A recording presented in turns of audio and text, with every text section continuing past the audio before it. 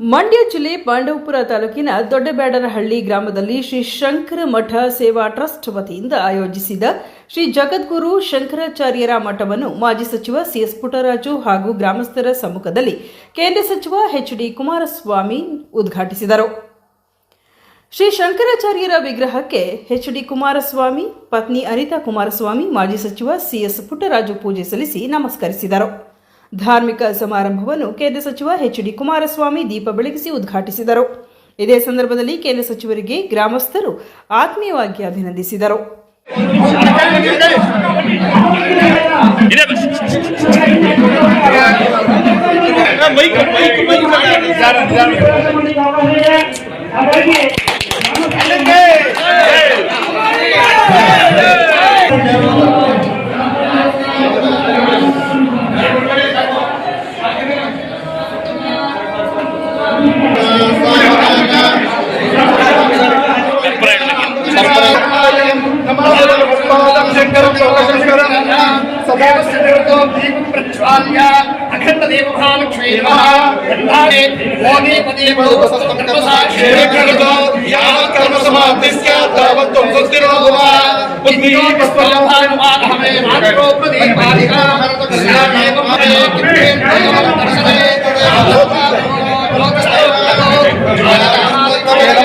ರೂಪೇಣ ಮಜ್ಜಿತಂ ಪದ್ಯೇಕತಮಭುಜಯ ತಿಂಕರೀಯಸ್ಯ ಸಾಮಾಯ ಶಂಕರಾಚಾರ್ಯಮಾಶ್ರಯೇ ಪ್ರಹ್ಲಾದವರದೋ ದೇವೋ ನೃತ್ಯಂ ಶ್ರೀ ಸಚ್ಚಿದಾನಂದ ಶಿವಾನುಗ್ರಹಂ ಸರ್ವಾರ್ಥ್ಯಾಂ ಸಂಪ್ರೋಮ ಶ್ರೀಮದ್ ಪರಮಹಂಸ ಪರಿವ್ರಾಜಕಾಚಾರ್ಯವರ್ಯ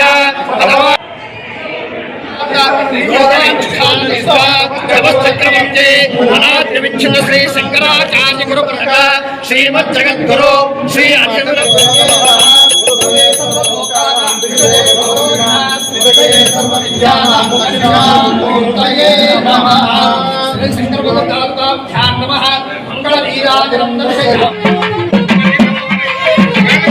ದಯವಿಟ್ಟು ಸಹಕಾರ ನೀಡಿ. ವೇದಿಕೆ ಮೇಲೆ ಈಗ ದೇವಸ್ಥಾನದ ಉದ್ಘಾಟನಾ ಕಾರ್ಯಕ್ರಮ ನಡೀತಾ ಇದೆ. ದೇವಸ್ವರೂಪಿಗಳಾದಂತ ಶಂಕರಾನಂದ ಮಹಾಸ್ವಾಮೀಜಿಯವರ ಆಶೀರ್ವಾದ ಅಂತ ಕಾಣುತ್ತೆ. ಇವತ್ತು ನೀವೆಲ್ಲರೂ ಕುಮಾರಣ್ಣನ ಕಲಿಸಿ ಅದ್ದೂರಿ ಕಾರ್ಯಕ್ರಮ ಮಾಡಬೇಕು ಅಂತಕ್ಕಂಥ ಸಂಕಲ್ಪ ಏನ್ ಮಾಡಿದ್ರಿ, ಅದು ನೆರವೇರಿದೆ. ಅದ್ರ ಜೊತೆಗೆ ಇವತ್ತು ನಮ್ಮ ಅನಿತಕ್ಕ ಅವರು ಬಂದಿರತಕ್ಕಂಥದ್ದು ಒಂದು ವಿಶೇಷ ಅಂತಕ್ಕಂಥದ್ದನ್ನು ಹೇಳ್ತಾ ಇಡೀ ಗ್ರಾಮದ ಪರವಾಗಿ ಹೃತ್ಪೂರ್ವಕವಾಗಿ ದಂಪತಿಗಳಿಗೆ ನಾವು ಸ್ವಾಗತವನ್ನ ಕೋರ್ತಾ, ಬಹುತೇಕ ಮೊನ್ನೆ ತಾನೇ ವಿವಾಹ ವಾರ್ಷಿಕೋತ್ಸವ ನಮ್ಮ ಅಕ್ಕರದು ಅಣ್ಣರದು ಆಗಿದೆ.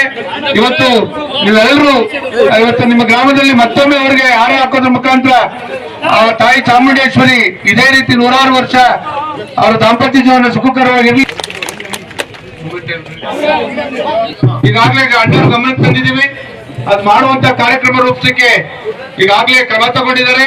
ವಿಶೇಷವಾಗಿ 2 ಟ್ರೈನ್ಗಳನ್ನ ತಿರುಪ್ತಿ ಟ್ರೈನ್ ಮತ್ತೆ ತಾಳಗುಪ್ಪ ಟ್ರೈನ್ ನಿಲ್ಲಿಸಬೇಕು ಅಂತ ಬೇಡಿಕೆ ಏನಿತ್ತು, ಅದನ್ನು ಅಣ್ಣವ್ರ ಗಮನಕ್ಕೆ ತಂದಿದ್ದೀವಿ.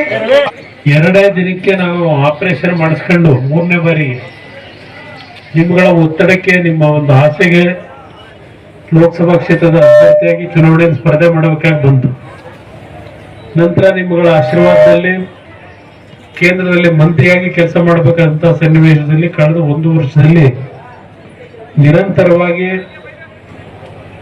ಏನೋ ಒಂದು ಕಾರ್ಯಕ್ರಮಗಳ ಒತ್ತಡದಲ್ಲಿ ಕೆಲಸವನ್ನ ನಿರ್ವಹಣೆ ಮಾಡಬೇಕಾದ್ರೆ ಸ್ವಲ್ಪ ಮತ್ತೆ ಆರೋಗ್ಯದ ಸಮಸ್ಯೆಗಳ ನಡುವೆ ಇವತ್ತೇ 10 ದಿನಗಳ ನಂತರ ಮೊದಲನೇ ಬಾರಿಗೆ ಇವತ್ತು ಹೊರಗೆ ಬಂದಿವಿ. ತಮ್ಮ ಗ್ರಾಮಕ್ಕೆ 10 ದಿನಗಳ ನಂತರ ಒಂದು ಸಭೆಯಲ್ಲಿ ಭಾಗವಹಿಸ್ತಾ ಇರತಕ್ಕಂಥದ್ದು ತಮ್ಮ ಗ್ರಾಮದಲ್ಲಿ.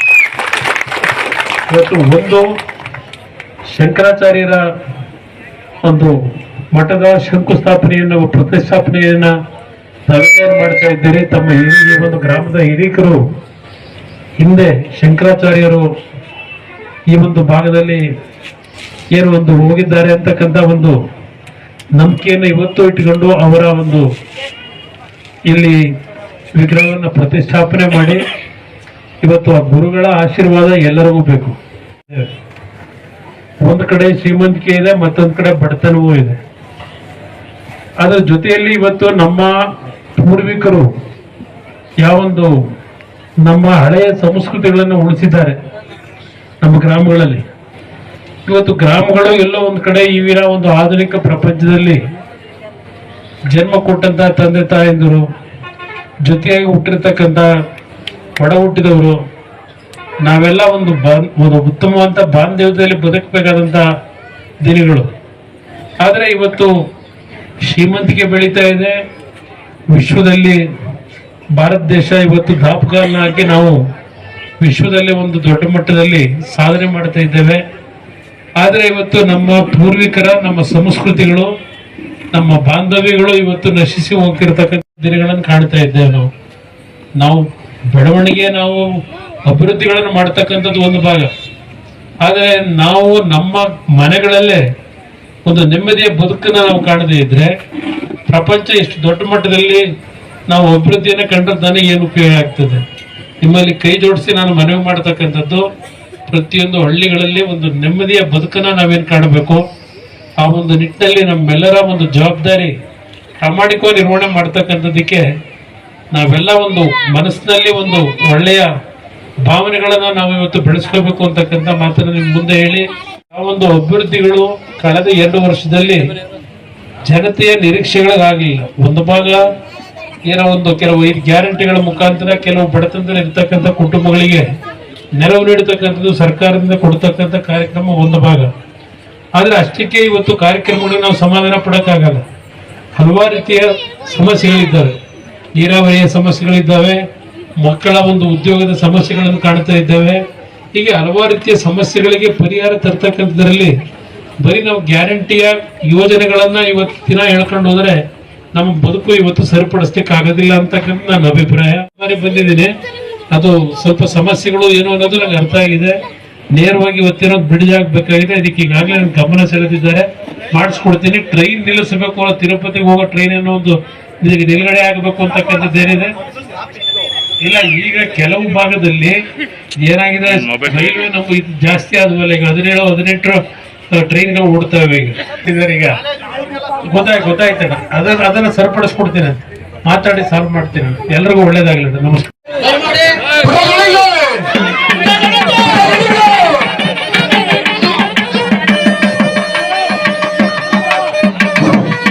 ಮಂಡ್ಯ ಜಿಲ್ಲೆಯ ಅಭಿವೃದ್ಧಿ ರಾಜಕೀಯ ಚಾಣಾಕ್ಷ ಸಾಂಸ್ಕೃತಿಕ ರಾಯಭಾರಿ ಪುಟ್ಟರಾಜ್ ಅವರ ನೇತೃತ್ವದಲ್ಲಿ ಕೇಂದ್ರ ಮಂತ್ರಿಗಳಾದಂತಹ ಶ್ರೀಯುತ ಎಚ್.ಡಿ. ಕುಮಾರಸ್ವಾಮಿ ಅವರು ನಮ್ಮ ಗ್ರಾಮಕ್ಕೆ ಆಗಮಿಸಿದ್ದಾರೆ. ಕೇಂದ್ರ ಮಂತ್ರಿಯಾಗಿ ಆಗಮಿಸಿರ್ತಕ್ಕಂಥ ಅವರಿಗೆ ಗ್ರಾಮಸ್ಥರೆಲ್ಲರ ಪರವಾಗಿ ಅಭಿನಂದನೆಗಳನ್ನ ಸಲ್ಲಿಸ್ತೇವೆ, ಅವರಿಗೆ ಬೀಳ್ಕೊಡುಗೆಯನ್ನ ಕೊಡ್ತೇವೆ.